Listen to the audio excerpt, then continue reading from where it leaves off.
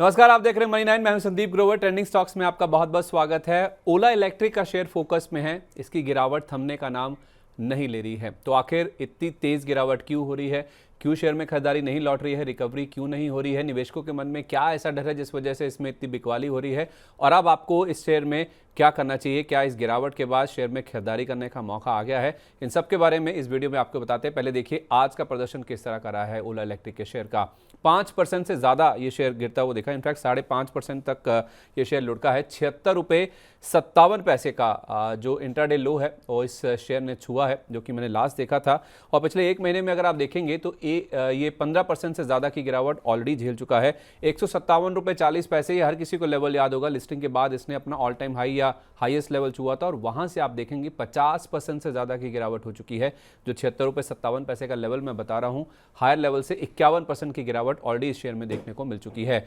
20 अगस्त को इसने 157.40 का ये हाई लगाया था। 9 अगस्त को लिस्टिंग हुई थी, 76 रुपए का इशू प्राइस था। एकदम सपाट लिस्टिंग हुई थी और उसके बाद शेयर में एकाएक रैली बनती हुई दिखी थी और 10-11 दिन में ही हमने देखा था शेयर में 157.40 यानी कि 100% से ज्यादा की जो गेंस हैं वो बनते हुए दिखे थे। और अब हायर लेवल से स्टॉक 50% से ज्यादा करेक्ट होता हुआ नजर आ रहा है। गिरावट काफी समय से चल रही है। एक महीना पहले 7 अक्टूबर को भी हमने शेयर आपके लिए कवर किया था। उस समय शेयर ने 100 रुपए का लेवल पहली बार तोड़ा था। 95 रुपए का जो की लेवल था, सपोर्ट लेवल था, उसके नीचे आया था, जिस वजह से एनालिस्ट इस स्टॉक को लेकर बेरिश होते हुए नजर आ रहे थे। लेकिन आज की गिरावट के पीछे 2-3 बड़े कारण है। पहला कारण तो यह है कि एंकर निवेशकों का जो 3 महीने का लॉक इन पीरियड है, जिसे हम 90 दिन का लॉक इन भी कहते हैं, वो आज खत्म होता हुआ दिखा है। तो काफी सारे शेयर हैं जो कि बाजार में ट्रेडिंग के लिए आते हुए दिखे हैं। 50% हिस्से के जो शेयर्स हैं, जो कि ऑलमोस्ट 18 करोड़ शेयर बनते हैं, और आप कंपनी के हिसाब से देखेंगे तो करीब 4% के आसपास की इक्विटी बनती है, जो कि खुले बाजार में ट्रेड होने के लिए आई है। जो एंकर निवेशकों का लॉक इन खत्म हुआ है,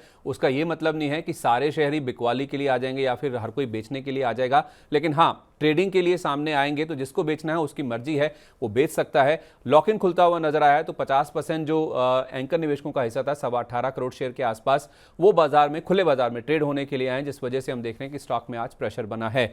एक महीने का लॉक इन 9 सितंबर को खत्म हुआ था। इसमें भी 50% एंकर निवेशकों का जो हिस्सा है वो बिकने के लिए सामने आया था। उस दिन एक महीने का या 30 दिन का लॉक इन खत्म हुआ था। और 1 अगस्त को आपको बताएं, जो 2 तारीख को आईपीओ इनका लॉन्च हुआ था, उससे एक दिन पहले एंकर निवेशकों को करीब 36.5 करोड़ शेयर जारी किए गए थे। 76 रुपए के भाव पर ये जारी किए गए थे और उस समय कंपनी ने 2,763 करोड़ रुपए की जो रकम है वो एंकर निवेशकों से जुटाई थी। और अब दोनों जो 50% हिस्से के जो लॉक इन पीरियड होते हैं एंकर निवेशकों के, पहला 9 सितंबर को और एक आज, जो बाकी बचा वो 50% हिस्सा है, वो कंपनी की ओर से जो जारी किए गए थे एंकर निवेशकों को शेयर, उसका लॉक इन खत्म होता हुआ दिखा है। दूसरी बात है कि 8 नवंबर को यानी कि शुक्रवार को इस कंपनी के दूसरी तिमाही के नतीजे जारी होने वाले हैं। पहली तिमाही के नतीजे हमने देखा ही था, इनका रेवेन्यू जरूर बढ़कर आया था, लेकिन इनके जो घाटे का नंबर है उसमें भी हमने देखा था इजाफा होता हुआ नजर आया था। Q1 में आप देखिए इनका जो रेवेन्यू है 32% से ज्यादा बढ़कर 1664 करोड़ रुपए पर पहुंचा था। साल दर साल ये ग्रोथ हम आपके सामने रख रहे हैं आंकड़ा, लेकिन घाटा भी बढ़ा था। 267 करोड़ वाला घाटा बढ़कर 347 करोड़ रुपए पर आता हुआ दिखा था। अब इनके जो नंबर्स आए हैं अक्टूबर महीने के सेल्स के, वो तो बहुत प्रॉमिसिंग है, लेकिन नतीजों से पहले फिर आखिर क्यों बाजार नर्वस हो रहा है? दरअसल बाजार कहीं ना कहीं ऐसा फील करके चल रहा है, आशंका है कि इनका जो घाटा है शायद वो और एक्स्ट्रा वेट हो सकता है और भी ज्यादा बढ़ता हुआ नजर आ सकता है। वो मैं आपको आगे बताता हूं, आपको समझ आ जाएगी आखिर क्यों ऐसा बाजार फीलिंग लेके चल रहा है। लेकिन जो तीसरी वजह गिरने की है वो है कंपटीशन बढ़ रहा है। रॉयल एनफील्ड ने फ्लाइंग फ्ली C6 के नाम की एक जो ई बाइक है, जो इलेक्ट्रिक बाइक है, उसे लॉन्च कर दिया है। ईवी सेगमेंट में रॉयल एनफील्ड की एंट्री होती हुई नजर आई है। उन्होंने एक ईवी लॉन्च करी है और 2 वेरिएंट्स में ये जो फ्लाइंग फ्ली बाइक है वो कंपनी ने लॉन्च की है। 250 से 750 सीसी का जो सेगमेंट है उसको ये कंपनी केटर करती हुई नजर आएगी। और ओला इलेक्ट्रिक की जो इलेक्ट्रिक बाइक है उसको लेकर बाजार वैसे ही काफ़ी कीनली वेट कर रहा है, काफ़ी बेसब्री से उसका इंतजार हो रहा है। तो उससे पहले रॉयल एनफील्ड की ओर से ये जो बाइक अनवील की गई है, दिखाई गई है मिलान में, जो कि 2026 में की शुरुआत में हो सकता है कि आपको सड़कों पर दौड़ती हुई भी नजर आए। लेकिन उससे पहले जो कंपटीशन बढ़ता हुआ दिख रहा है या फिर जो बाकी लोगों की एंट्री और हो रही है, टीवीएस बजाज से तो ऑलरेडी ई स्कूटर्स में इनको कंपटीशन मिल रहा है, लेकिन ई बाइक लॉन्च होने से पहले ही आप देखिए इनका जो कंपेटिटर है वो इनके सामने आके खड़ा हो गया। तो उससे आप समझ सकते हैं कि जो पूरा स्पेस है इलेक्ट्रिक बाइक्स हुई या तो फिर इलेक्ट्रिक स्कूटर्स का, किस तरह से इसमें कंपटीशन बढ़ रहा है और उसको लेकर बाजार थोड़ा सा चिंतित नजर आ रहा है। अक्टूबर में जैसे मैंने कहा इनका जो मार्केट शेयर है वो बढ़ता हुआ दिखा है। इन्होंने बॉस के नाम से एक फेस्टिव सेल शुरू करी थी जिसमें इनके नंबर्स काफ़ी अच्छे आए हैं, जिस वजह से इनका जो मार्केट शेयर सितंबर में 27% था वो अक्टूबर में बढ़कर 30% पर पहुंच गया।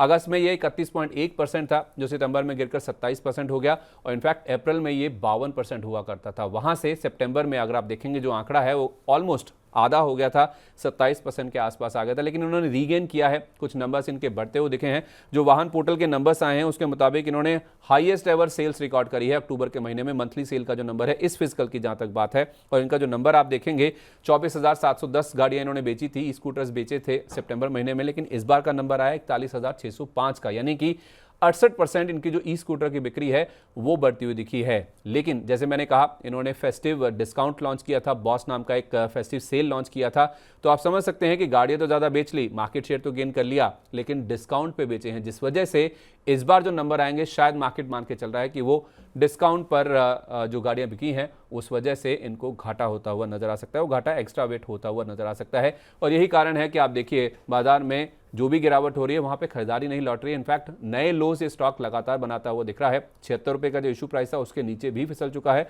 और आज भी 76 रुपए 57 पैसे का फिर से इसने इंटरडे लो टच कर दिया है। अब करना क्या है, सबसे बड़ा सवाल यह है कि क्या इसमें रिकवरी लौटेगी या और गिरावट बढ़ती हुई नजर आ सकती है। 7 अक्टूबर को हमने शरद मिश्रा जी से बातचीत करी थी। उनका ये कहना था कि 95 का की सपोर्ट लेवल टूटा है तो ये स्टॉक 75 तक जा सकता है।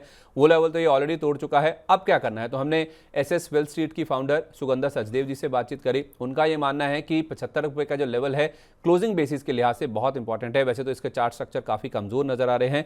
अगर इसकी क्लोजिंग 75 रुपये के नीचे हो जाती है, यानी कि अगर ये बंद हो जाता है 75 रुपये के नीचे, तो फिर 65 रुपये तक के जो लेवल्स हैं वो भी स्टॉक में आते हुए दिख सकते हैं, यानी कि करीब करीब 10% के आसपास का और करेक्शन इस स्टॉक में देखने को मिल सकता है।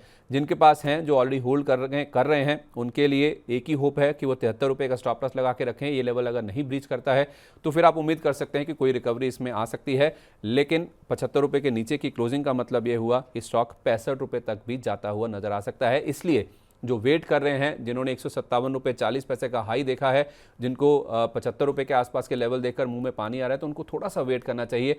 फ्रेश खरीदारी के लिए अभी थोड़ा सा इंतजार करना चाहिए। शेयर में और गिरावट देखने को मिल सकती है, क्योंकि जैसे मैंने कहा सुगंधा जी बता रही हैं कि इसके जो चार्ट पैटर्न्स हैं वो अभी भी कमज़ोर नजर आ रहे हैं। तो इसलिए खरीदारी करने के लिए इसमें आपको ललाहित होकर या फिर कूद कर आगे नहीं बढ़ना चाहिए, थोड़ा सा वेट कर लेना चाहिए। शेयर में और गिरावट देखने को मिल सकती है, ऐसा फिलहाल व्यू निकल के सामने आ रहा है। तो ओला इलेक्ट्रिक में रिकवरी की उम्मीद कम है, गिरावट की जो आशंका है वो ज़्यादा है, क्योंकि चार्ट पैटर्न काफ़ी कमज़ोर है और जिस तरह के आंकड़े हैं, जिस तरह के फंडामेंटल एनालिसिस निकल के सामने आ रही, वो भी यही इंडिकेट कर रही है कि शायद शेयर के लिए जो गिरावट का दौर है अभी ख़त्म नहीं हुआ है। तो इसलिए जल्दबाजी ना करें, थोड़ा सा इंतजार कर लें, गिरावट में मिले तो आप यहाँ पे एंटर करें, ऐसा एनालिस्ट का व्यू निकल के सामने आ रहा है। तो ओला इलेक्ट्रिक का फोकस में है। इनके 8 तारीख को नंबर्स भी आने वाले, उससे पहले स्टॉक ट्रेंड करता हुआ नजर आ रहा है। ऐसे ट्रेंडिंग स्टॉक्स पर मनी 9 लगातार अपना कवरेज जारी रख रहा है। इन वीडियोज़ को देखने के लिए आप मनी 9 के साथ लगातार बने रहिए। नमस्कार।